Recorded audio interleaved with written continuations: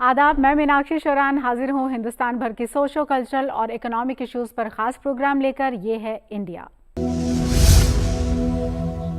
हमारे इस खास प्रोग्राम में आज बात समाज में सबके लिए जिंदगी भर सीखने की अंडरस्टैंडिंग यानी उल्लास योजना की। उल्लास योजना दरअसल भारत सरकार के जानिब से समाज में तालीम के मैदान में बड़ी तब्दीली लाने वाला एक बड़ा कदम है, जिसका मकसद जिंदगी भर सीखने के जज्बे को प्रमोट करना और 15 साल और उससे भी ज़्यादा उम्र के जो सिटीजन हैं उनमें बुनियादी तालीम और लाइफ स्किल्स के दरमियान की खाई को पूरा करना है। ख़ास बात यह है कि इसे नव भारत साक्षरता कार्यक्रम के नाम से पिछले ही साल अगस्त के महीने में लॉन्च भी किया गया था। और अब हमारे जानने वाली बात यह है कि उल्लास यानी कि नव भारत साक्षरता कार्यक्रम क्या है, इसके फीचर्स क्या हैं और एक आम ज़रूरतमंद शहरी इसका फ़ायदा कैसे उठा सकता है। इसी को समझने के लिए हमारे साथ स्टूडियो में 3 खास मेहमान हैं। NCERT से प्रोफेसर चमन आरा खान हमारे साथ मौजूद हैं। Ma'am, welcome to the studio. Delhi university में अडल्ट एजुकेशन के प्रोफेसर राजेश हमारे साथ हैं। Sir, welcome to the studio. और दिल्ली यूनिवर्सिटी के ही PhD स्कॉलर विवेक चाहर हमारे साथ मौजूद हैं। Welcome to the studio sir. तो सबसे पहला सवाल मैं प्रोफेसर चमन आरा जी आप ही से जानना चाहती हूँ और ये समझना चाहती हूँ कि दरअसल ये उल्लास है क्या, क्योंकि उल्लास के अपने मायने हैं, लेकिन तालीमी दुनिया में अगर हम देखें, तालीम की दुनिया में अगर हम समझना चाहें आपसे कि उल्लास योजना क्या है, वो बताइए हमारे व्यूवर्स को। सभी को आदाब। और जैसा कि भी आपने सवाल किया कि उल्लास योजना क्या है, और NEP 2020 में जो न्यू एजुकेशन पॉलिसी है हमारी, उसमें एडल्ट एजुकेशन के लिए कहा गया है कि हमारा जो टारगेट 2030 तक होना चाहिए कि वो 100% लिटरेसी यानी ख्वानदगी का है। तो उसी के तहत ये 2021 में हमारे यहाँ CNCL जो है सेल्फ और नेशनल सेंटर फॉर लिटरेसी का क़याम अमल में आया। और जब से मैं और हमारी head in charge professor Usha Sharma इसमें काम कर रहे हैं। और उसके बाद 2022 से 2027 तक न्यू इंडिया लिटरेसी प्रोग्राम जो है वो शुरू हुआ, जिसके तहत हमने बहुत से प्राइमर जो है वो बनाए हैं, जो भारत की 22 भाषाओं में बनाए जा रहे हैं, जिसमें उर्दू, हिंदी और मराठी और जितनी भाषाएं हैं उन सब में ये सब बनाए गए हैं। और उसी के तहत ही ये जो उजास जो प्राइमर है, ये पूरे हिंदुस्तान में उजास के नाम से है, उसमें बनाया गया है। इसमें उर्दू का भी जो है उजास के नाम से बनाया गया है। मैं चूँकि उर्दू भाषा शिक्षा विभाग से जुड़ी हुई हूँ, तो उर्दू का जो कोऑर्डिनेट किया मैंने किया, लेकिन एज ए होल हम उषा जी के साथ इस न्यू इंडिया लिटरेसी प्रोग्राम के तहत दूसरी स्टेट्स में गए हैं, जहाँ पर जो इसका टारगेट है वो है कि हर साल 1 करोड़ को हमें जो है लिटरेट बनाना है, ख्वानदा बनाना है। 2027 तक का ये प्रोग्राम है। उसी के तहत ये उल्लास भी है। उल्लास का जो फुल फॉर्म है understanding of life learning for all states. ये जो हमारी प्राइमर बनाई गई हैं, इसको हमने कंसाइज में किया है, जो कि 4 प्राइमर हैं हर उसमें, हिंदी में भी और उर्दू में, मराठी में और दीगर भाषाओं में। तो उसके तहत ये अलग से उल्लास इसलिए बनाया गया क्योंकि ये जितना भी हमारा न्यू इंडिया लिटरेसी प्रोग्राम का है, जो कि अभी मैडम ने बताया कि 15 ऑनवर्ड्स जितने भी लोग हैं हमारे देश के, वो इसमें आएँ और अपनी तालीम हासिल करें। और तालीम जो है वो एक ऐसी चीज़ है हमारे समाज में, अगर इसमें लोग जो हैं वो तालीम याफ्ता कम होंगे, या बहुत से ऐसे लोग हैं कि जिनको उनको जो है वो क्या कहते हैं, मौका नहीं मिल पाया। तो मौका ना मिलने की वजह से वो लोग पीछे हो गए। हालांकि बड़े बड़े ओहदों पर हैं, बड़े बड़े मतलब कारखाने, फैक्ट्रियां खोल रखी हैं, लेकिन वो फिर भी जो हैं उनके अंदर क्रिटिकल लाइफ स्किल्स वगैरह हैं, वो सब नहीं है। तो ये उल्लास जो है उन चारों प्राइमर को लेकर कंसाइज प्राइमर बनाया गया है। और ये बनाया गया है वॉलंटियर्स के लिए, जो कि इसमें जो है ना वॉलंटियर्स हमारे काम करेंगे। और उसके सारा जो है ऑनलाइन भी है और ऑफलाइन भी है। तो ऑनलाइन के तहत जो हमारे यहाँ दीक्षा पोर्टल है, उस पर हमारे यहाँ बहुत से काम हो रहे हैं, जिसमें हमारे यहाँ वीडियोस भी बनाए जा रहे हैं कि कैसे इनको, जैसे डिजिटल लिटरेसी है, लीगल लिटरेसी है, और अदर हेल्थ एंड वेलबींग है, और दूसरी चीज़ है, इन सबको लेकर भी चीज़ें बनाई जा रही हैं, क्योंकि समाज में ये नहीं कि सिर्फ पढ़ना लिखना ही आना चाहिए, बल्कि एक सोच और समझ भी। और वैसे भी अब एजुकेशन को ये कहा जा रहा है कि लाइफ लॉन्ग लर्निंग है। पहले ऐसा नहीं हुआ करता था। पहले हालांकि एडल्ट एजुकेशन का पहले से ही काम हमारे यहाँ हो रहा है 47 के बाद से भी, वैसे भी। लेकिन उसके बाद 2006 से बिल्कुल ये समझना चाहिए कि ये काम एक तरह से बहुत ही स्लो हो गया, और जगह जगह जो सेंटर थे वो भी उसको ज़्यादा तवज्जो नहीं दी गई। लेकिन अभी देखा जा रहा है कि हमें ऐसे लोगों को भी जो कि हमारे देश में कम पढ़े लिखे हैं या जिन्होंने पढ़ा ही नहीं है, उनको भी मौके दिए जाने चाहिए, ताकि वो भी मुख्य धारा से जुड़े। और मुख्य धारा से जब जुड़ेंगे तो तभी तो वो देश में जो तरक्की हो रही है हमारी, उसमें देश की तरक्की में वो एक अच्छे शहरी जो हैं वो बन सकेंगे। तो इस तरह से ये समाज के सभी लोगों के लिए, सभी वर्गों के लिए ये प्रोग्राम, खासतौर पे हमारी ख़वातीन यानी लेडीज़ जो हैं उनके लिए भी, तो उसके लिए जगह जगह सामाजिक चेतना केंद्र भी जो है वो खोले गए हैं, और अदर मटेरियल भी हमारे यहाँ तैयार हो रहा है। उस पर भी आएंगे और थोड़ा सा समझेंगे हम, और कैसे हमारे जो व्यूवर्स हैं और इससे बेनिफिट ले सकते हैं वो भी हम आपसे जानेंगे। प्रोफेसर राजेश जी, आपसे जो मैं जानना चाहती हूँ वो ये कि जैसे शुरुआत में ही मैम ने जिक्र किया 2020 न्यू एजुकेशन पॉलिसी का, तो न्यू एजुकेशन पॉलिसी के तहत बहुत सारे ऐसी अंडरस्टैंडिंग डेवलप करने की कोशिश की गई है, ताकि जहाँ पर भी हमें कभी माइनस रहा हो उसको हम ओवर कर पाएँ उससे। तो ये मैं जानना चाहती हूँ आपसे कि एजुकेशन जो है वो NEP के तहत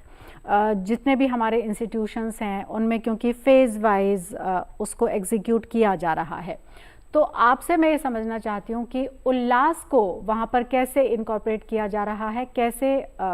काम हो रहा है उल्लास को लेकर यूनिवर्सिटीज़ के साथ में। देखिए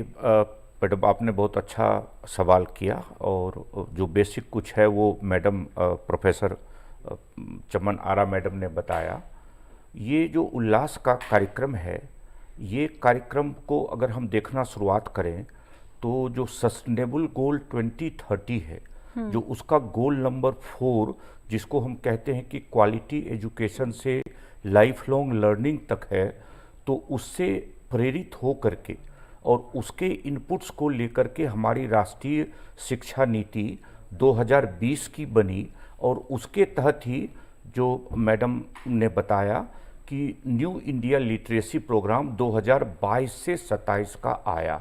और ये भी बताया गया कि ये कार्यक्रम वॉलेंट्री बेस्ड होगा और ज़्यादातर ऑनलाइन होगा, ऑफलाइन के भी प्रावधान होंगे। और कार्यक्रम चूँकि वॉलेंट्री बेस्ड है, ऑनलाइन है, और आपने जो कहा कि अलग अलग स्टेक होल्डर्स को हमें जोड़ना है, स्कूल्स की सबसे ज़्यादा भूमिका है करनी है। स्कूल्स में अपने सेंटर होने हैं, सामाजिक चेतना केंद्र होने हैं, और विश्वविद्यालय, महाविद्यालय और बाकी जो सेंटर हैं उनकी भी स्टेक होल्डर्स की बहुत ही अत्यंत भूमिका है। अगर हम विश्वविद्यालय महाविद्यालय की बात करें तो विश्वविद्यालय महाविद्यालय में NCERT के cell for national centre for literacy, जहाँ से मैडम जुड़ी हैं और मैं भी उसका एडवाइजरी कमेटी मेंबर हूँ, तो वो विश्वविद्यालय अनुदान आयोग ने इसके लिए क्रेडिट का भी प्रावधान किया कि कुछ क्रेडिट जो अब तक नहीं हुए थे बाकी शिक्षा नीति के तहत, इसमें क्रेडिट दिए जाएंगे कि बच्चे सिर्फ वॉलेंटरी नहीं होंगे, उनको क्रेडिट मिलेगा, और वो क्रेडिट राष्ट्रीय शिक्षा नीति में उनको आगे बढ़ने में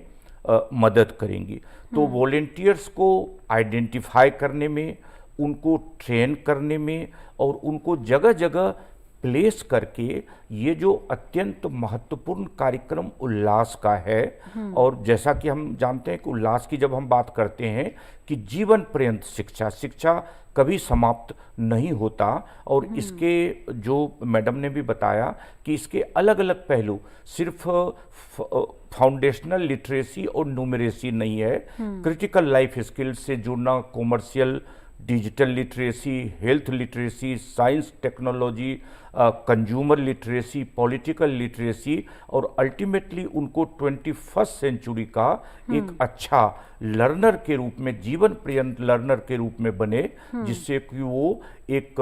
विकसित भारत के लिए एक महत्वपूर्ण भूमिका अदा कर पाए, तो ऐसे में बाकी स्टेक होल्डर्स की अत्यंत महत्वपूर्ण भूमिका है, विशेषकर विश्वविद्यालय, महाविद्यालय, जहां पर कि यूथ एक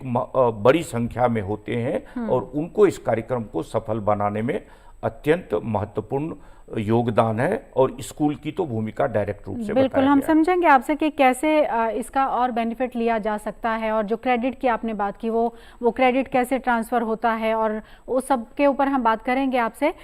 लेकिन मैं जो पीएचडी स्कॉलर विवेक चाहर हमारे साथ मौजूद हैं, आपसे विवेक मैं ये जानना चाहती हूँ, क्योंकि देखिए मैम ने भी बताया, सर ने भी बताया, और ये एक बहुत अच्छी योजना है, लेकिन कोई भी योजना सफल और अच्छी तब कही जाती है जब उसका एग्जीक्यूशन अच्छे तरीके से होता है। क्योंकि आप पीएचडी स्कॉलर हैं और फील्ड में जिस तरह की भूमिका पीएचडी स्कॉलर्स की रहती है, डेटा जुटाना और उसके एग्जीक्यूशन को देखना,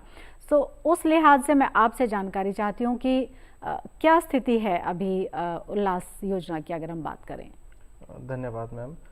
जैसा कि अभी प्रोफेसर्स ने बताया कि ये जो उल्लास ऐप है ये एक प्लेटफॉर्म बेस्ड लर्निंग ऐप है और इसके लिए डिजिटली लोगों को एम्पावर होना बहुत इम्पॉर्टेंट है। और जैसे कि मैं पीएचडी स्कॉलर दिल्ली विश्वविद्यालय से हुआ और दिल्ली विश्वविद्यालय ने उन्नत भारत अभियान के तहत 5 जो गांव हैं उनको अडॉप्ट किया हुआ है। तो हम शुरुआत से ही उन गांव के अंदर जाते थे और लोगों से बातचीत करते थे उनकी समस्याओं के ऊपर, और हम अक्सर ये पाते थे कि लोगों के पास जो है स्मार्टफोन्स नहीं है कि वो जुड़ सकें बाकी इस तरीके की स्कीम से। तो सबसे ज़्यादा जो हमें वहाँ पे देखी जाती है, जो चैलेंजेस देखे जाते हैं, वो ये देखे जाते हैं कम्युनिटी में कि लोगों के पास डिजिटली वो लोग कनेक्टेड नहीं है इस तरीके की स्कीम से। तो हमारी ये कोशिश रहती है कि हम जो वहाँ पर और पहले से जो काम कर रहे हैं एनजीओज और जो स्कूल्स है, जैसे कि उल्लास की एक यूनिट है कि वो स्कूल्स के थ्रू ही जो है डिजिटली लोगों को एम्पावर करेंगी लिटरेसी के लिए। तो हम लोगों को इस तरीके से जोड़ने का काम करते हैं कि वहाँ पे वो एनजीओ जो भी है वो उनको प्रोवाइड कराएं ऐसा इंफ्रास्ट्रक्चर जहाँ पे वो लोग लर्न कर सकें। और इसका जो सबसे बड़ा जो इम्पोर्टेंट पॉइंट वो ये भी है कि ये ना सिर्फ बेसिक लिटरेसी और न्यूमरेसी पर ध्यान देता है बल्कि क्रिटिकल लाइफ स्किल्स, क्योंकि जो ऐसी कम्युनिटीज़ हैं जो कि सोशो इकोनॉमिकली बैकवर्ड हैं, तो उनके लिए जो नेसेसिटी वो होती है वो उनकी रियल लाइफ सिचुएशन से जुड़ी हुई होती है। फॉर एग्जांपल कि किसी के साथ कोई फाइनेंशियल कोई चीज़ जानना चाहता है, किसी के साथ कोई फाइनेंशियल स्कैम हो गया या इस तरीके की कोई समस्या आ गई, तो वो ज़्यादा उत्सुक होते हैं कि ऐसी चीज़ों को जाने जो उनकी अभी जो प्रेजेंट जो सिचुएशन है उसमें उसको फ़ायदा करे। तो इसी प्रकार से हम जो है क्रिटिकल लाइफ स्किल्स के जो लेक्चर्स होते हैं वो प्रोवाइड कराने की कोशिश करते हैं और उल्लास के बारे में ज़्यादा से ज़्यादा लोगों को अवेयर करते हैं, क्योंकि लोग जब डिजिटली लोग कनेक्टेड नहीं है तो उनको इस चीज़ की बहुत ही कम इन्फॉर्मेशन होती है कि जो गवर्नमेंट है वो हमारे लिए क्या इनिशिएटिव्स ले रही है और हम किस तरीके से लर्न कर सकते हैं। तो हमारा जो बेसिक जो हम लोग काम करते हैं वो इस चीज़ पर कोशिश करते हैं कि ज़्यादा से ज़्यादा इस प्रोग्राम के बारे में लोगों को अवेयर कर सके और उन्हें इस स्कीम के साथ जोड़ सके ताकि वो इससे ज़्यादा से ज़्यादा लाभ उठा सके। जी मैम, जो आपसे अब मैं जानना चाहती हूँ, क्योंकि आपने 2 का जिक्र किया, एक आपने उजास का भी जिक्र किया और उल्लास के बारे में भी हम बात कर रहे हैं, तो इसमें क्या कोई डिफरेंस है? और एक डिफरेंस और भी मैं आपसे जानना चाहती हूँ, क्योंकि जैसे क्रेडिट की इसमें बात हुई है, ओपन लर्निंग भी है हमारे यहाँ पर, ओपन स्कूल और इग्नू है या इस तरह के और जो इंस्टीट्यूशंस हैं, उससे ये किस तरीके से अलग है? और अडल्ट एजुकेशन जैसा आपने भी कहा कि वो तो पहले से ही है, लेकिन बावजूद उसके हमें ज़रूरत पड़ी उल्लास की, तो ये कैसे ज़्यादा करके बेनिफिट करता है लोगों का, कैसे ज़्यादा फ़ायदेमंद है लोगों के लिए? बहुत अच्छा सवाल है। और जैसा कि मैंने बताया था कि उल्लास के लिए जो है हमारे यहाँ, क्योंकि प्राइमर भी बनाई गई हैं, तो 4 प्राइमर हैं, जिसमें पहले प्राइमर में तो यह है कि हमने फाउंडेशन लिटरेसी को और न्यूमरेसी को लिया है। दूसरे प्राइमर में हमारे जितने भी क्रिटिकल लाइफ स्किल हैं, जैसे डिजिटल लिटरेसी, लीगल लिटरेसी और फाइनेंशियल लिटरेसी, इलेक्ट्रॉनिक लिटरेसी, इन सब के बारे में भी कुछ कहानियों की शक्ल में या वैसे हम लोगों ने उसमें दिया है। इसके अलावा और जो तीसरा और चौथा है उसमें भी कुछ कहानियाँ और कुछ कविताएं वगैरह जो हैं वो दी गई हैं। अब इसमें ये है कि जैसे मैं उर्दू की बात करती हूँ, जैसे अब हिंदी के अल्फ़ाबेट अलग हैं और उर्दू के अलग हैं, तो उस हिसाब से जो शुरू के हमारे चैप्टर हैं अल्फ़ाबेटिकली जो हम चीज़ें उनको सिखा रहे हैं, पोस्टर वगैरह पहले उसमें दिखाया गया है और पोस्टर से ही लफ्ज़ों को जो है वो हरफों को जो है अल्फ़ाबेट्स को जो है वो सिखाया गया है कि ये एक मकान है या एक घर है, इसमें कितने दरवाजे हैं, कितने, तो फाउंडेशन लिटरेसी भी चल रही है और न्यूमरेसी भी चल रही है। तो वो हमने उर्दू के हिसाब से कर लिए, हिंदी वालों ने हिंदी के हिसाब से कर लिए। लेकिन बाकी जो चीज़ें हैं हमारी, जैसे डिजिटल लिटरेसी है, लीगल लिटरेसी है, इलेक्टोरल लिटरेसी है, या फिर कंज्यूमर फॉर्म के लिए है, या सेहत और सफाई के लिए है, या डिज़ास्टर मैनेजमेंट, इस तरह की चीज़ें जो हैं वो हमने वही उनको लिया है, उनको उसमें और एज इट इज़ हमने उसको ले लिया है। अच्छा, एक चीज़ इंटरप्ट कर रही हूँ मैं आपको, इसमें कोई सर्टिफिकेशन मिलता है उनको? जी मिलता है। NIOS जो है वो एग्ज़ाम जो है उसकी एग्ज़ाम एजेंसी है, वहाँ से पेपर बनता है और ये लोग अपना एग्ज़ाम देते हैं, ऑनलाइन एग्ज़ाम होता है और वहीं से उनको सर्टिफिकेशन वगैरह जो है वो मिलता है जी। और दूसरी बात ये कि आपने ये कहा कि किस तरह से अलग है। अलग इस तरह से है कि क्योंकि देखिए जैसे बताया मैंने कि पहले से था, तो अब ये न्यू इंडिया लिटरेसी के तहत हम 5 साल का जो हमारा ये न्यू इंडिया लिटरेसी प्रोग्राम है, इसके तहत हम जो कर रहे हैं उसमें ये सब चीज़ें नहीं जुड़ी हुई थी, क्रिटिकल लाइफ स्किल्स और ये डिजिटल लिटरेसी, लीगल लिटरेसी। अब बहुत से लोग जो हैं वो कम पढ़े लिखे हैं, लेकिन उनके पास मोबाइल है, मोबाइल का इस्तेमाल सिर्फ क्या करते हैं, या तो यूट्यूब करते हैं या फिर व्हाट्सअप वगैरह भी नहीं कर सकते, लेकिन हाँ फ़ोन कर लेते हैं। उसी में ही वो कई बार जो है उसका शिकार हो जाते हैं कि कुछ लोग उनको ऐसे फ़ोन करके या कुछ करके इस तरह से वो करते हैं। तो उनको उसमें अवेयर कराना, तो अवेयर कराने के लिए हमारे यहाँ वीडियो भी बने हैं, एनिमेटेड वीडियो बने हैं, जिसमें ये बताया कि भी आप जो है किस तरह से होशियार रहें। अगर कोई आपसे OTP मांगता है या कुछ मांगता है तो उसको ना दें, या फिर कोई आपसे कहे कि आप जो है आपका जो है ये हो रहा है। बहुत से लोग इस तरह की खबरें उनको देते हैं जिससे वो लोग परेशान हो जाते हैं। तो ख़ास तौर पर इसमें इस बात का ध्यान रखा है, फाउंडेशन लिटरेसी, बेसिक एजुकेशन और ये सब चीज़ों के अलावा ये कि जब वॉलंटियर्स की जब ट्रेनिंग, जैसे कि अभी विवेक ने बताया कि जगह जगह अवेयरनेस जो है वो हो रही है और सामाजिक चेतना केंद्र में भी जाके वो लोग पढ़ते हैं। और इसके अलावा ऑनलाइन तो है ही, ऑफलाइन भी है। तो ये जो बनाया गया था उल्लास, वो क्योंकि 4 उसमें था, तो अब जाहिर बात है जो भी वॉलंटियर्स जो है अगर सामाजिक चेतना केंद्र में जाएगा या उसके पास, तो एक कंसाइज, ये समझ लीजिए उल्लास जो है ना वो कंसाइज प्राइमर की तरह से है, जिसमें वो उसको उसमें पूरी उसके लिए फिर एक वो भी बनाई गई है, हैंडबुक भी बनाई गई है, जिसमें बताया गया है कि इसको किस किस तरह से आपको पढ़ाना है, क्या करना है। तो अभी हम कुछ दिन पहले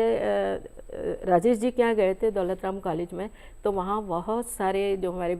B.Ed के, M.Ed के और ऑल ओवर इंडिया से, बल्कि सब जगह से जुड़े हुए थे वॉलंटियर। तो उनसे बात हुई थी तो उन्होंने भी यही कहा था कि हम ये सब तो कर लेंगे, लेकिन बहुत सी जगहों पर जैसे वो नहीं आ पाता है, नेटवर्क की प्रॉब्लम होती है, तो उस सूरत में क्या करें। तो उसके लिए हमारी दीक्षा पोर्टल ऐप है जिस पर सारे हमारे प्रोग्राम जो है वो उस पर मौजूद हैं, जिसमें हमने वीडियो भी बनाया,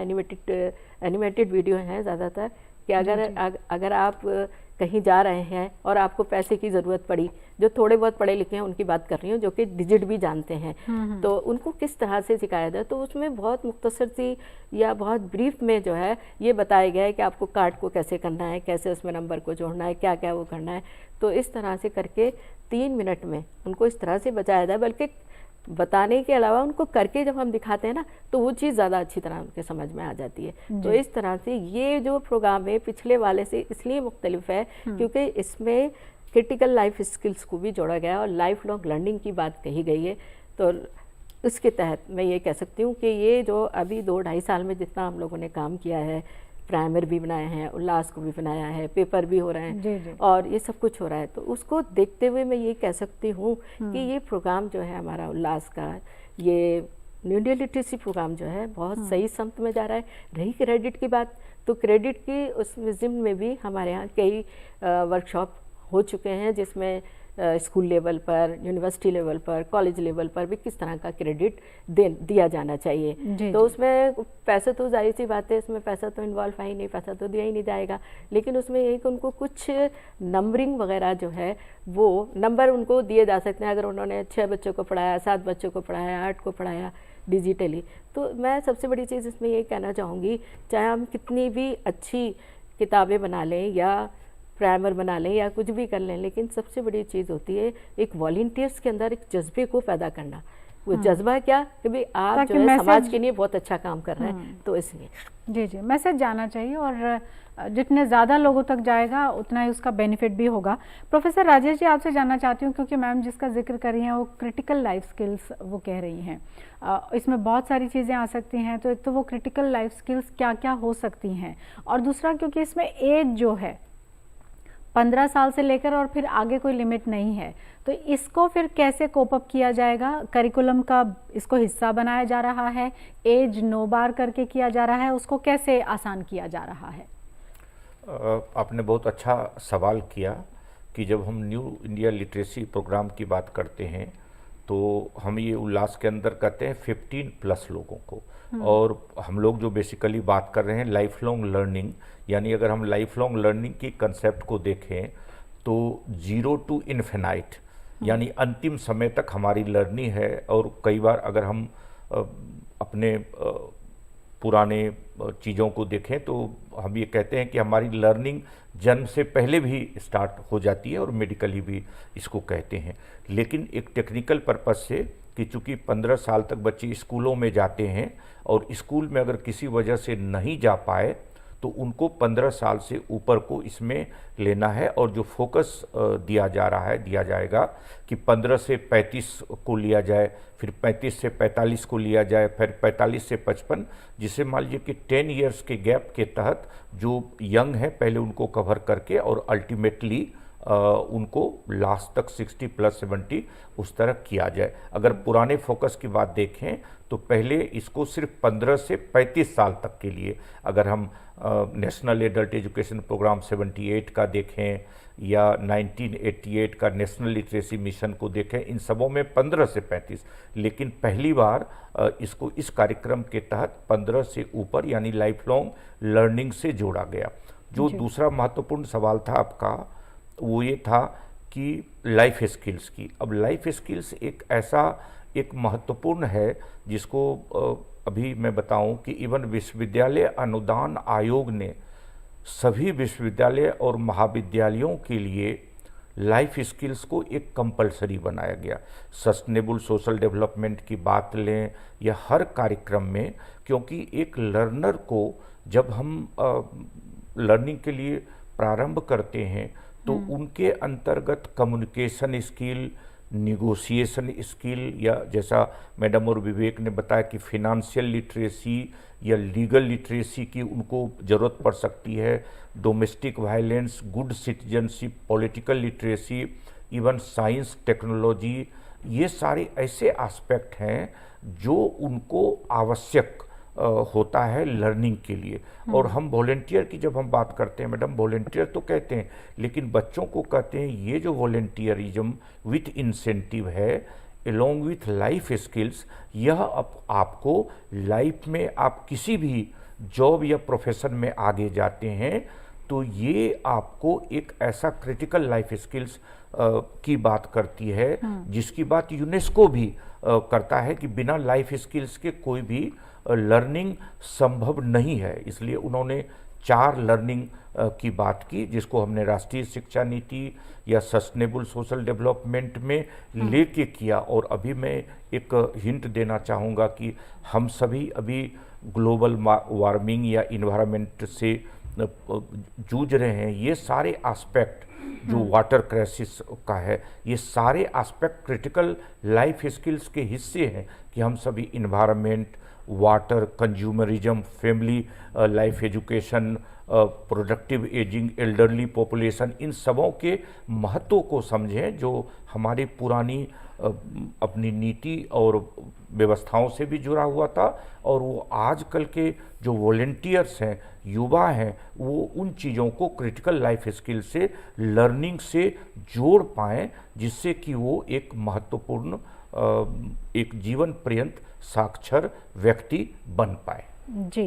विवेक, जो मैं आपसे समझना चाहती हूँ, एक तो ये कि जैसे आपने कहा कि जो बताया शुरुआत में उसके आधार पर भी और अलावा उसके भी, एक तो जो लोग हैं वो कैसे पिक एंड चूज़ करते हैं, मतलब उनको जानकारी है कि उनको ये स्किल चाहिए है। जैसे बहुत सारी हम स्किल्स की बात कर रहे हैं ना, तो उसमें से how they pick and choose, और अलावा इसके ये भी कि क्योंकि देखिए 15 साल तक किसी की फॉर्मल एजुकेशन हुई या कैसे हुई, वो एक अलग तरह का चैलेंज रहा होगा। मे बी कहीं पर गैप रहा होगा, उसके बाद फिर वो फिर से शुरू कर रहा है, उसके अपने नुआंसेस होंगे, अपने ग्रीवांसेस होंगे, अपनी बहुत सारी चीज़ें होंगी जिसके बाद कि वो उल्लास या इस तरह के प्लेटफॉर्म से जुड़ना चाहता है। तो ये जो चैलेंजेस आते हैं, इनसे कैसे डील करते हैं और किस तरह के चैलेंजेस ज़्यादा आते हैं? सबसे पहले अगर हम चैलेंजेस की बात करें तो कैसे ये लोग पिक एंड चूज़ करते हैं, उसमें सबसे बड़ा फैक्टर होता है कि वो किस तरीके के चैलेंजेस अपनी लाइफ में फेस कर रहे हैं। तो जब हम जाते हैं तो हम एक बेसलाइन सर्वे कंडक्ट करते हैं, किसी भी गांव में किसी भी कम्युनिटी के अंदर जाते हैं तो हम एक नीड असेसमेंट करते हैं कि यहाँ पे किस चीज़ की रिक्वायरमेंट है, लोगों से इंटरेक्ट करते हैं, हम ट्रांजिट वॉक लेते हैं ताकि लोगों के साथ जो है थोड़े फेमिलियर हो सके। फिर उसके बाद जब लोग हमारे साथ खुलने लगते हैं तो हम उनसे पूछते हैं कि आपको किस तरीके की समस्याएं आपके जीवन में आ रही हैं। तो जिसमें से बहुत से लोग ऐसे भी होते हैं जो डेली वेज वर्कर्स होते हैं, तो वो दिन में अपना जो है कामकाज संभालते हैं और बाद में आके अपने घर पर आके वो लिटरेसी या फिर उससे एसोसिएटेड कोई भी चीज़ जो सीखना चाहते हैं वो उस चीज़ को करते हैं। तो हम सबसे पहले तो ये देखते हैं कि जो जैसे घर के जो बड़े लोग हैं वो ज़्यादातर इंटरेस्टेड होते हैं कि वो क्रिटिकल लाइफ स्किल जैसे कि फाइनेंशियल लिटरेसी या मोबाइल कोई चलाना या डिजिटल लिटरेसी इस तरीके की चीज़ सीखे। और अगर जो बाकी के जो अन्य घर के जो लोग होते हैं, जैसे कि कोई अगर 20 से 25 वर्ष आयु का कोई अगर व्यक्ति है, वो अगर बाहर काम करता है तो उसके लिए ज़्यादा इंटरेस्टेड होता है कि कोई सर्टिफिकेट बेस्ड कोर्स कर सके ताकि उसकी जो एम्प्लॉयबिलिटी है वो बढ़ सके। तो हम उनको फिर बताते हैं कि इसके अंदर NIOS का सर्टिफिकेशन भी होता है जिसको आप फर्दर आगे अपने जहाँ भी आप अगर काम करना चाहते हैं तो उसमें आगे यूज़ कर सकते हैं। तो लोग ज़्यादातर जो उनकी करंट जो प्रॉब्लम है, सिचुएशन है, वो उस हिसाब से उन कोर्सेज़ को या उस पर्टिकुलर स्किल को पिक एंड चूज़ करते हैं। और जो दूसरा सवाल जो आपने पूछा कि चैलेंजेस किस तरीके के इस चीज़ के अंदर जो फेस होते हैं, तो सबसे बड़ा तो जो मेजर जो चैलेंज है वो यही आता है कि लोगों के पास वो पर्टिकुलर इंफ्रास्ट्रक्चर नहीं है। अगर हम किसी ऐप बेस्ड लर्निंग की बात करें तो जो घर के जो बड़े जो एडल्ट्स के हम बारे में बात करें 45-40 वर्ष की ऊपर की आयु के जो लोगों की, तो उनको जो है फ़ोन वगैरह चलाने में उतनी ज़्यादा सहूलियत नहीं होती है। तो इस तरीके के चैलेंजेस हमें वहाँ पे ज़्यादातर फेस करने होते हैं। ओके, तो और प्रोफेसर चमन आरा मैम, आपसे मैं जानना चाहती हूँ कि जैसे हम बात कर रहे हैं तो एक फील ऐसा निकल के आ रहा है कि एक वो सेक्शन जो कि अभाव में था किसी कारण से, और इस वजह से क्योंकि वो अपनी एजुकेशन और बाकी चीज़ें नहीं पूरी कर पाया, तो इसके थ्रू, उल्लास के थ्रू उसको एक एडवांसमेंट कह लीजिए या एक उस तरह का जानकारी उसको मिल जाएगी जिससे कि उसकी लाइफ वो अपने लिए आसान बना सकता है। लेकिन इसमें क्या वो भी इसमें शामिल है कि मान लीजिए कि मैं कुछ करना चाहूँ या जो वर्किंग क्लास है वो कुछ करना चाहे, क्योंकि एनहांसमेंट तो किसी भी चीज़ को लेकर कभी भी की जा सकती है और ऐसा नहीं है कि एक अलग तरह के ही सेगमेंट की हमेशा बात हो। तो वो इसमें है क्या, इसके अलॉन्ग विद करियर आप अगर कुछ करना चाहते हैं तो वो फिर कैसे बेनिफिट करेगा, और अगर कोई करता है तो कैसे रीच किया जाए वहाँ तक? बिल्कुल, अभी जैसा कि राजेश जी ने बताया कि यूनिवर्सिटीज़ क्या कर रही हैं, इधर इन्होंने बताया कि चैलेंजेस क्या हैं, और दूसरी बात ये कि सर्टिफिकेशन का भी मामला हो गया। अब ये है कि ये जो इंडिया लिटरेसी प्रोग्राम है, इसके तहत जो क्रिटिकल लाइफ स्किल्स हैं उस पर भी हमारे यहाँ जो है, जैसे कि मैंने अभी पिछले उसमें बताया कि दीक्षा पोर्टल पर हमारे सारे वीडियोस वगैरह बने हुए हैं, अगर उस पर चाहें तो उस पर देखते हैं, लेकिन कभी कभी इंफ्रास्ट्रक्चर का भी उसमें वो होता है। अब जब ये लोग वॉलंटियर्स हमारे जाते हैं, कई बार ट्रेनिंग में भी मैं इनके यहाँ ही गई थी और कई जगह और गई हूँ, तो उसमें यही सवाल पूछा जाता है कि मैम आप, वो तो हमसे बड़े हैं, जैसे कोई 40 साल का है, कोई 50 साल का। अब ये स्टूडेंट जो है इनके तो 22, 23, 24, 25 साल इतनी उम्र है जो हमारे कॉलेज के हैं, और स्कूल के लगाएं तो वो 16, 17, 18 इस उम्र के हैं। अब ये कि ये बच्चे तो हैं नहीं, इनमें क्या है कि ये पढ़े लिखे नहीं है, लेकिन इनके पास शऊर है, सोचने का, समझने का, फैसला करने का, हर चीज़ का शऊर है। अब हम बच्चों की तरह से वो पेडागोजी तो नहीं अपना सकते कि भाई आइए पढ़िए, और है ना, तो उनको अपने काम भी हैं, वो अपने कामों से जुड़े हुए हैं। तो उसके लिए एंड्रोगॉजी एक तरीक़ेकार है जिसके तहत हम क्या करेंगे कि जितनी भी हमारे जो लर्नर हैं, जो किसी भी एज के हों, 15 से ऊपर वाले, 40, 45, कोई भी हो सकते हैं, तो उनसे सबसे पहले तो हम बातचीत ही करेंगे ना कि भाई आप क्या काम करते हैं, आप क्या काम करते हैं। फिर वो उनको कहा जाएगा पढ़ने की नहीं, और पढ़ने की नहीं अगर हम उनको कहेंगे तो हम क्यों पढ़ें, हम तो हमारे पास तो हम तो बहुत सक्षम हैं, हमारे पास जो है वो पैसा भी है, मैं तो जो है मेरे पास कारखाना है, कोई कहेगा मेरे पास तो किसान है, तो कहता मेरे इतनी सारी चीज़ें हैं। तो उनको उस तक लाने के लिए हमें कुछ बातचीत के ज़रिए उनको ये कहना पड़ेगा कि अगर आप पढ़ लिख जाएंगे ना तो उससे ये है कि जैसे आप कारखाने का हिसाब किताब किसी से करवाते हैं, तो अगर आप उसको सीखेंगे तो ज़्यादा अच्छी तरह से उसको कर पाएंगे। ऐसे ही जब किसान से बात कही और किसान से, या फिर ये समझ लीजिए कि जैसे बैंक में जा रहे हैं, मैंने तो बहुत कुछ देखा है बैंक के अंदर कि जो बेचारे अंगूठा टेक हैं वो आते हैं वहाँ पर किसी से अपना पर्ची भरवाते हैं पैसे निकालने के लिए। अब जो वो पर्ची भरवाते हैं तो उसी में ही वो लोग जिससे भरवाया जाता है वो अपना वो लिखकर अपना और वो अपने पैसे निकलवा लेते हैं, तो इस तरह धोखाधड़ी का शिकार होते हैं। तो मेरा कहना ये है कि नीड बेस्ड तो खैर जब हम बातचीत करेंगे उनसे और उनको कहा जाएगा कि आप इस फील्ड में भी आगे बढ़ सकते हैं और अच्छा कर सकते हैं, और आप इसमें अपने जो सर्टिफिकेट मिलेगा उसकी बेस पर आगे भी पढ़ाई कर सकते हैं। तो अगर ये सब चीज़ें मैं जहाँ तक समझती हूँ, अगर इस तरह से वॉलंटियर्स, क्योंकि अभी ट्रेनिंग वगैरह चली रही है इनकी और कैपेसिटी बिल्डिंग प्रोग्राम कई हो चुके हैं, अभी पिछले दिनों भी हुआ था जो कि ऑनलाइन किया गया था। तो इस तरह से स्टेट में जब लोग जाएंगे, फील्ड में जाएंगे, तो ये चैलेंजेस तो आएंगे, उनको इस तरह से हमें करना पड़ेगा और उनको ये कहना पड़ेगा ये जो नए हमारे ख्वानदा अफराद हैं या नाख्वानदा अफराद हैं, हमारे नॉन लिटरेट हैं, उनको यही कहना पड़ेगा कि आपका जो काम है, आपका जो प्रोफेशन है, उसमें और अच्छा आप जो है वो कर सकेंगे अगर आप उसमें तालीम हासिल करेंगे। तो ये सब चीज़ें। राजेश जी, आपके हिसाब से क्या चैलेंजेस हैं? और क्योंकि लिटरेसी तो जितनी अच्छी हो किसी भी मुल्क के लिए वो सबसे अच्छी बात होती है, और हमारी अभी तो हम जब 100% की बात कर रहे हैं तो वो तो अपने आप में एक बहुत बड़ी बात हो जाएगी और बहुत इम्पॉर्टेंट फैक्टर भी हो जाएगा। यहाँ तक कि जो डेवलप्ड नेशन है जैसे US UK यहाँ की भी बात कर लें तो वहाँ भी 100% लिटरेसी तो नहीं है, लेकिन हम उस लिटरेसी की भी बात कर रहे हैं, हम स्किल्ड होने की भी बात कर रहे हैं, और उसी के लिए इसी तरह के जितने भी स्कीम्स हैं उनको भी लागू करने की बात कर रहे हैं। But still there are challenges, right? तो वो क्या हैं? कि मैडम आपने बहुत अच्छा सवाल चैलेंजेस का कहा, और मैडम प्रोफेसर चमन आरा ने कुछ बताया जो मैं समझ पाता हूँ कि जब हम 100% लिटरेसी की बात करते हैं तो हम सस्टेनेबल लिटरेसी की बात करें, और हम ड्रॉप आउट रेट को नहीं करने की बात करें। और ड्रॉप आउट रेट कम होना या नहीं होने के लिए ही हमने उल्लास लाया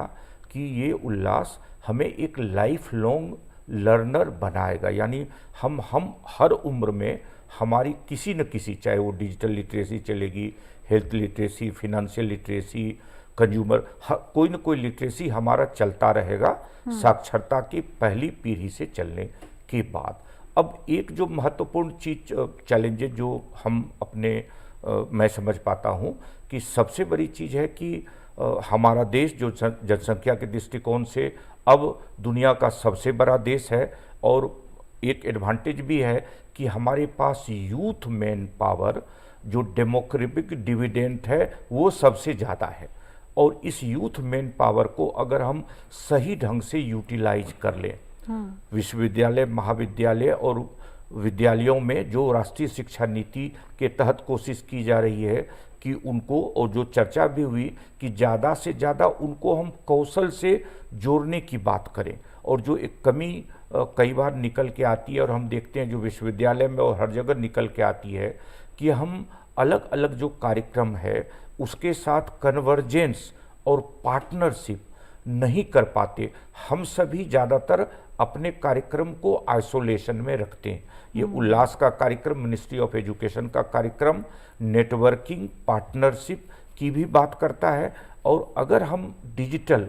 एक इंडिविजुअल, एक फैमिली, कुछ फैमिली को नहीं है, तो इस तरह के सेंटर्स जो अवेलेबल हैं, विलेजेज में अवेलेबल हैं, रूरल एरिया में अवेलेबल है, हिल एरिया में, वहाँ के जो local political, social, women activist हैं उनको चैनलाइज करें, उनको इन्वॉल्व करें, और उनके माध्यम से हम ऐसे सेंटर्स को आइडेंटिफाई करें जहां लर्नर जा सकते हैं, उनको सेल्फ हेल्प ग्रुप से जोड़ें, माइक्रो क्रेडिट प्रोग्राम से जोड़ें, जिससे कि महिलाएं जो हमारे और marginalise schedule caste schedule tribe population है, ट्रांसजेंडर्स हैं, बेगर्स हैं, जो समाज के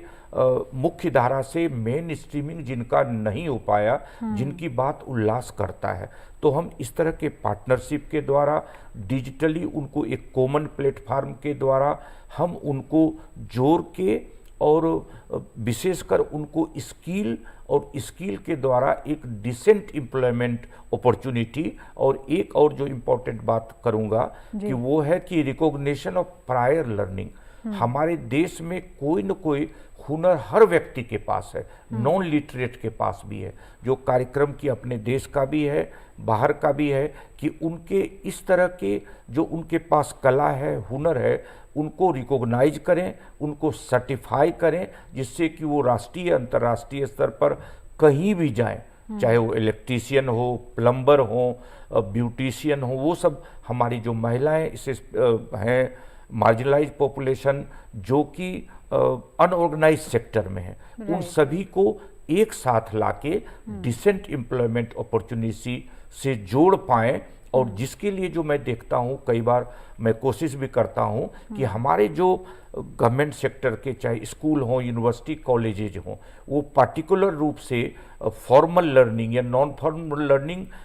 आप 4-5-6 घंटे के लिए करते हैं, वो जो हमारा वो स्पेस है, वो जो हमारा इंफ्रास्ट्रक्चर है, वो इंफ्रास्ट्रक्चर समाज के ऐसे वर्गों के लिए खुलने चाहिए, क्योंकि वो किसी संस्था विशेष का नहीं, वो हम सभी का है। और उसके माध्यम से जो कई बार इसको चाइना ने भी एक मॉडल के रूप में किया, हम उस तरह से उस मॉडल को अपना के हम ज़्यादातर लोगों को इस तरह से मेन स्ट्रीमिंग करके मुख्य धारा से जोड़ सकते हैं। जी जी बिल्कुल। और अब मैं जो आपसे जानना चाहती हूँ विवेक आपसे, कि आप ये बताइए कि क्योंकि आप फील्ड में ग्राउंड पर काम कर रहे हैं, तो वहाँ किस तरह के चैलेंजेस आते हैं, या फिर कोई ऐसा एक्सपीरियंस आप शेयर करना चाहें? क्योंकि जैसे हम ड्रॉप आउट की बात कर रहे हैं, कोई कारण रहा होगा, ड्रॉप आउट हो गया, और उसके बाद जो एक फॉर्मल एजुकेशन है या फिर किसी तरह का कोई स्किल है जिसको कि हम ये कह पाएँ कि डिग्री की शक्ल में या किसी डिप्लोमा की शक्ल में वो कोई भी मेल फीमेल जो है वो नहीं कर पाया, तो वो क्या स्थिति रहती है? और कोई ऐसा पॉजिटिव कोई एक्सपीरियंस जिससे कि जो हमारे व्यूअर्स हैं उनको भी एक ये उम्मीद जगे कि काफ़ी अच्छी योजना है और इसमें अपने आप को एनरोल करवाना चाहिए और इसका बेनिफिट लेना चाहिए। जी, तो सबसे बड़ा जो चैलेंजेस हम इसमें फेस करते हैं वो ये होता है कि जो रिटेंशन कैसे, जो स्टूडेंट ऑलरेडी जो विद्यालयों में पढ़ रहे हैं उनका रिटेंशन किस तरीके से रखा जाए, और उसके पीछे भी अगर हम थोड़ा और इन डेप्थ जाएं तो हमें पता लगता है कि सोशो इकोनॉमिक जो कंडीशन उस पर्टिकुलर हाउस होल्ड की होगी वो उसको अलाउ नहीं करता कि वो अपनी एजुकेशन को और आगे उससे आगे कंटिन्यू करे। तो हम जब जाते हैं किसी भी कम्युनिटी के अंदर तो हम स्कूल को विज़िट करते हैं, वहाँ पर जो ऑलरेडी जो स्टूडेंट्स एनरोल्ड है उनसे इंटरेक्ट करते हैं, उनसे पूछते हैं कि उनके घर में कौन कौन है, और वो फिर बताते हैं, अपनी स्टोरीज़ को शेयर करते हैं कि हमारे बड़े भैया हैं वो पर्टिकुलर फैक्ट्री में काम करते हैं या कहीं बाहर काम करते हैं। फिर हम उनसे और इन डेप्थ पूछते हैं तो वो फिर बताते हैं कि क्या रीज़न है। फिर वो कहीं ना कहीं ये भी बताते हैं कि अब हमें भी स्कूल एजुकेशन से उतना ज़्यादा बेनिफिट नहीं हो रहा क्योंकि हमें भी अपने घर को सपोर्ट करना है। तो देन उसके बाद फिर वो भी जो है एक तरीके से ड्रॉप आउट ही हो जाते हैं। तो ये एक बहुत ही मेजर चैलेंज है, और इसको ओवरकम करने के लिए उल्लास जैसा जो दीक्षा प्लेटफॉर्म है उसके थ्रू जो लोग एजुकेशन पा रहे हैं, तभी जो है वो लोग और ज़्यादा फॉर्मल एजुकेशन से जुड़ पा रहे हैं। और अगर कोई ऑलरेडी एम्प्लॉयबल है तो उसको कैसे उस अपने एम्प्लॉयबिलिटी के साथ जोड़ना है, तो उसके लिए भी ये इस तरीके की जो प्लेटफॉर्म्स है वो बहुत ज़्यादा मददगार साबित होते हैं। और अगर कोई एक सक्सेस स्टोरी के बारे में अगर हम बात करें तो हम जब विद्यालयों में जाते हैं, वहाँ लोगों से इंटरेक्ट करते हैं, हम वहाँ पे जैसे अभी हमने वर्ल्ड एनवायरनमेंट डे पर एक मुकुंदपुर में एक स्कूल है, वहाँ पर हमने वर्ल्ड एनवायरनमेंट डे को सेलिब्रेट किया। वहाँ लोगों के साथ, वहाँ जो स्टूडेंट्स हैं उनको ड्राइंग कंपटीशन और स्लोगन राइटिंग करवाया। तो जब हम उनके साथ जुड़ते हैं और इस सब चीज़ों के बारे में उनको बताते हैं तो वो फिर अपने घर पर जाकर बताते हैं, और फिर जब हम नेक्स्ट टाइम वहाँ विजिट करते हैं, जब जो विनर्स होते हैं पर्टिकुलर ड्राइंग कंपटीशन के या फिर स्लोगन राइटिंग के, फिर हम उनसे और इंटरेक्ट करते हैं, फिर वो हमें बताते हैं कि अब हम अपने घर में अपने मोबाइल फ़ोन को जो यूज़ करते हैं वो हम अपने पेरेंट्स को भी उसके साथ एंगेज करते हैं, और उनको भी हम सिखाते हैं किस तरीके से जो है फाइनेंशियल लिटरेसी, और जो आजकल बहुत ज़्यादा जो फेक न्यूज़ का जो एरा आ चुका है उससे कैसे जो है वो बचते हैं। और साथ ही साथ जो इम्पोर्टेंट स्कीम्स हैं वो लोग बताते हैं कि उन्हें माइक्रो क्रेडिट किस तरीके से मिल रहा है, और सेल्फ हेल्प ग्रुप किस तरीके से वो लोग क्रिएट कर पा रहे हैं। तो ये सब चीज़ों के लिए जब हम उन लोगों के साथ काम करते हैं, क्योंकि अल्टीमेटली हम एक मीडियम की तरह काम करते हैं और उन्हें खुद से ही सारी चीज़ों को लेकर आगे बढ़ना होता है, तो फिर वो इस चीज़ को और आगे शेयर करते हैं, तो फिर हमें यही पता चलता है कि वो ये जो अवेयरनेस है इस प्रोग्राम के थ्रू वो सक्सेसफुली लोगों तक पहुंच पा रही तो है। अच्छे एम्बेसडर्स बन जाते हैं वो आपके, एक तरीके से अच्छे एम्बेसडर बन जाते हैं, और क्योंकि उसको स्प्रेड भी करते हैं। मैम आपसे भी मैं ये जानना चाहती हूँ एक तो कि अवेयर कैसे होते हैं लोग, क्या किन किन प्लेटफॉर्म्स पर अवेयरनेस की जा रही है उल्लास को लेकर, ताकि मैक्सिमम नंबर जो है वो इसके साथ जुड़ पाए। अलावा इसके ये भी कि जो जिनको हम ये कह सकते हैं कि जिनका प्लेटर फुल है, जिनके पास फॉर्मल एजुकेशन भी है, डिग्री भी है, और उनके पास वो वर्क फोर्स का भी हिस्सा है, तो वो भी अपना कंट्रीब्यूशन कैसे दे सकते हैं ताकि इस तरह की योजनाओं को और ज़्यादा स्प्रेड किया जा सके, ताकि मैक्सिमम नंबर जो है इसका बेनिफिट ले पाए और वो फिर देश की तरक्की में अपना जो उनका कंट्रीब्यूशन है उसको भी कर पाए। हाँ, जहाँ तक मैं समझती हूँ बहुत अच्छा सवाल है ये, और इसमें ये है कि किस तरह से ये जो हमारे नाख्वानदा अफराद हैं हमारे समाज के, जो कि 15 साल से ऊपर के हैं, और किसी न किसी, अभी राजेश जी ने बताया कि स्किल कोई ना कोई हर इंसान के अंदर होती है, और कुछ हमारे इसमें ज़्यादातर लोग ऐसे हैं जिन्होंने या तो ड्रॉप आउट हो गए, या फिर कभी कुछ तो ऐसे भी हैं जिन्होंने कभी तालीम हासिल ही नहीं करी, कभी स्कूल का मुंह नहीं देखा। तो ऐसे हम लोग जो करते हैं वो हमारे जगह जगह ऑल ओवर स्टेट जो हैं हिंदुस्तान में जगह जगह हम अपने प्रोग्राम करते हैं, वहाँ पर वॉलंटियर्स की भी ट्रेनिंग होती है, और वहाँ जाके लोगों को हम इसके बारे में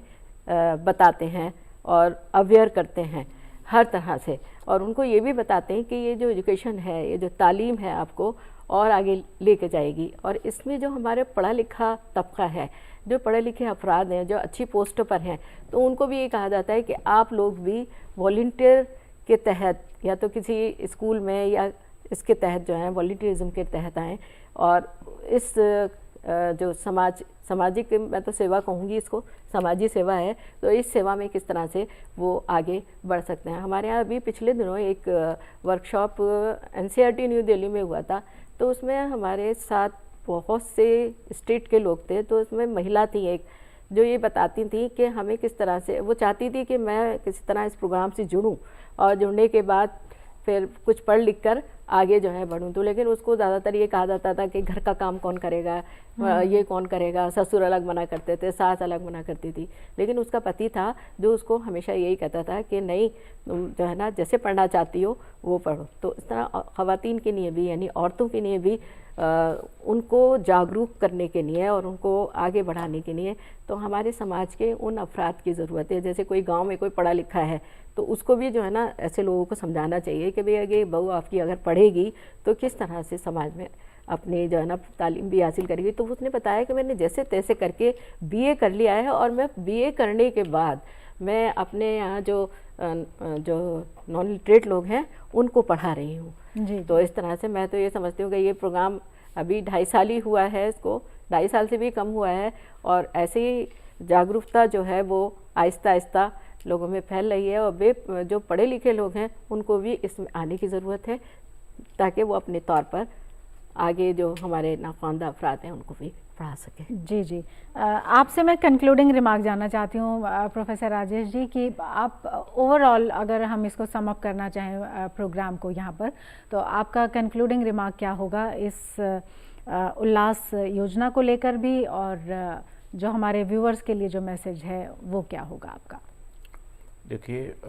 ये मैं अपने व्यूअर्स को आपके माध्यम से बताना चाहूँगा कि हमारा जो ये उल्लास कार्यक्रम है ये हमारे अपने देश की प्रगति के लिए और हम सबसे ज़्यादा लोगों को डिसेंट एम्प्लॉयमेंट अपॉर्चुनिटी,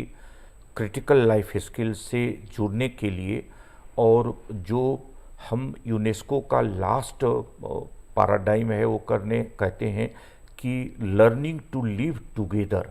कि कैसे हम एक दूसरे के साथ रह सकते हैं। और सबसे बड़ी जो चीज़ है कि जैसा बताया गया कि हम self help group, micro credit के माध्यम से लोगों को फाइनेंशियली भी, डिजिटली भी, स्किल के माध्यम से एक 21st सेंचुरी का एक ऐसा सिटीजन बनाएं और अपने सिटीजन को, अपने आप को और सभी शिक्षण माध्यम से उल्लास के इस कार्यक्रम के साथ जुड़ के हम एक अपने देश के सच्चा नागरिक और विकसित राष्ट्र को बनने में महत्वपूर्ण भूमिका अदा करें। और जो देख के मुझे कई बार खुशी होती है कि G20 और बाकी में हम अभी देखें कि इवन कम पढ़े लिखे लोग हैं और उनके साथ आप ई रिक्शा या रिक्शा कहीं भी अगर आप जाएं तो वो सभी पेटीएम और डिजिटल इसके लिए ऑलमोस्ट तैयार हैं वो लेकर के। तो अपने देश में जिस तरह से एक तरह से फाइनेंशियल और डिजिटल रिवॉल्यूशन आया है, इसको और ज़्यादा आगे बढ़ाना। लेकिन सबसे बड़ी जो चीज़ मैं कहना चाहूँगा कि हम सभी, चाहे हम पढ़े लिखे लोग हों या नॉन लिटरेट हों, इस उल्लास में, चाहे हम प्रोफेसर हों, चाहे हम रिसर्च स्कॉलर हों, चाहे स्टूडेंट हों, चाहे किसी भी रूप में हम रहें, हम इस उल्लास कार्यक्रम में, इस देश के मुहिम में अपनी भूमिका किसी न किसी रूप में अदा करें। और जब हम अपनी भूमिका को अदा करेंगे तो ये हमारा उल्लास कार्यक्रम और हमारा राष्ट्र 21st सेंचुरी में सबसे अग्रगणी होगा, जो हमारी एक तरह से पूरी तरह से मैं आशान्वित हूँ। और वैसे भी कहा जाता है कि सीखने की तो कोई उम्र नहीं होती, और उल्लास जो है एक तरह से उसी को फुलफिल कर रहा है। बहुत शुक्रिया आपका सर स्टूडियो में आने के लिए। मैम आपका भी बहुत बहुत शुक्रिया, और विवेक आपका भी बहुत बहुत शुक्रिया। उम्मीद करते हैं कि आपको ये कार्यक्रम पसंद आया होगा। कैसा लगा आपको ये प्रोग्राम, ज़रूर आप अपनी राय हम तक जाहिर करें। इसके लिए हमारा ईमेल का पता है ddurduspecials@gmail.com। इसी के साथ हमारी पूरी टीम को इजाज़त दीजिए। आदाब।